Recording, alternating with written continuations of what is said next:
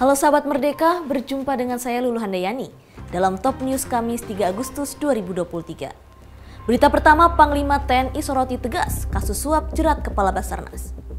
Selanjutnya, Roky Gerung santai saat dilaporkan atas penghinaan kepada Presiden Jokowi. Panglima TNI Laksamana Yudo Margono bersikap tegas menindak prajurit yang terlibat kasus korupsi. Ia menegaskan proses peradilan korupsi penerimaan suap melibatkan Kepala Basarnas, Marsda Henry Alfiandi, dilaksanakan terbuka dalam peradilan. Panglima TNI menegaskan persidangan terbuka ini dilakukan pada sidang kasus dugaan korupsi yang melibatkan anggota TNI.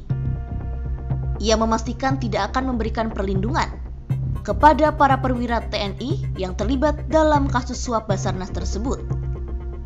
KPK telah menetapkan Kepala Basarnas, Marsda TNI Henry Alfiandi sebagai tersangka oleh KPK lantaran diduga menerima suap sebesar 88,3 miliar rupiah dari beberapa proyek pengadaan barang di Basarnas pada rentang waktu 2021 hingga 2023. Namun, dalam konferensi pers di Mabes TNI Cilangkap, Komandan Pusat Polisi Militer TNI Marsda TNI Agung Handoko menilai OTT dan penetapan tersangka terhadap Marsda TNI Henry dan Letkol Afri Budi Cahyanto tidak sesuai prosedur. Ada satu tersangka lain yang juga merupakan perwira TNI aktif, yaitu Koopsmin Kabasarnas Letkol ADM Afri Budi Cahyanto. Dengan kejadian tersebut, Yudo menyebut juga akan melakukan evaluasi dalam kerja Inspektorat TNI. Makanya saya minta pada masyarakat jangan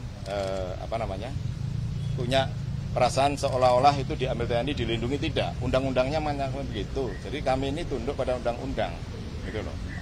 Undang-undang yang menyatakan itu, bukan kami meminta, bukan. Ada Undang-Undang 31 tahun 97 tentang peradilan militer kan jelas. Undang-Undang 31 2004 tentang 34 2004 tentang TNI sudah jelas di situ memang peradilan umum selama tidak ada peradilan baru penentuan undang-undang baru yang mengatur 3197 gitu loh. Jadi masih tunduk pada peradilan militer. Dan selama ini sudah terjalin seperti ini, kan bukan hal yang pertama di TNI. Kasus di Kemen waktu itu satelit juga ditangani sama dan dijatuhkan hukuman yang maksimum. Nah, terus yang Bakamla juga jatuhannya maksimum. Mana lagi yang kita tidak ada. Ya, makanya jangan ada ketakutan itu. Mari kita monitor bersama-sama. Akademisi Roky Gerung merespon santai terkait pelaporan dirinya kepada kepolisian. Pelaporan terhadap Roky Gerung terkait dugaan penghinaan kepada Presiden Joko Widodo. Roky menuturkan, laporan terhadap dirinya yang dilakukan sejumlah relawan pendukung Jokowi merupakan bagian hak warga negara. Untuk itu, Roky mengaku menunggu proses hukum lanjutan atas laporan tersebut. Sama pejabat, tidak mungkin kita berharap ada bonus demografi. Kalau ada harapan bonus demografi, uang untuk membiayai perkahwinannya. Seandainya riset lalu jadi benar untuk dia takut tak punya uang, masa depan nggak punya kesempatan pendidikan.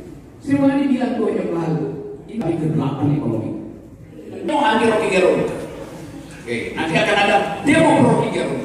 Dua-duanya dibuat oleh negara supaya ada alasan untuk menimbulkan kegaduhan. Dan hanya dengan kegaduhan, saya bisa ditangkap oleh undang-undang tentang kegaduhan, undang-undang 40. Undang-undang ITE nggak mungkin ditangkap, gimana mungkin? Saya nggak menghina pribadi, saya menghina kebijakan. Gimana ada hate speech di situ? Itu bukan ujaran kebencian, itu kritik di dalam format yang paling absolut, yaitu cacian. Tapi itu cacian terhadap kebijakan. Jadi orang-orang seperti Akbar Faisal, Hasto, segala macam, dia nggak ngerti demokrasi. Masa dia suruh minta maaf? Saya minta maaf ke siapa? Saya minta maaf ke mereka. Kan ini relawan yang protes, jadi saya minta maaf pada relawan. Lebih gila lagi. Relawan dibentuk untuk mendukung Presiden Jokowi jadi presiden. Udah. Sekarang terus memutuskan dia mewakili keluarga presiden. Kan ngaco. Roky Gerung menjadi sorotan setelah video singkatnya viral. Dalam cuplikan pidato, Roky Gerung mengkritik tajam ambisi Jokowi terkait IKN. Diketahui pernyataan itu disampaikan Roky dalam acara buruh di Kota Bekasi beberapa waktu lalu. Dalam pernyataannya, Roky menggunakan kata-kata yang dianggap sebagai penghinaan kepada Presiden Jokowi. Kritik Roky Gerung itu kemudian menjadi polemik. Demikian informasi kali ini bersama saya, Lulu Handayani. Simak berita lainnya hanya di merdeka.com.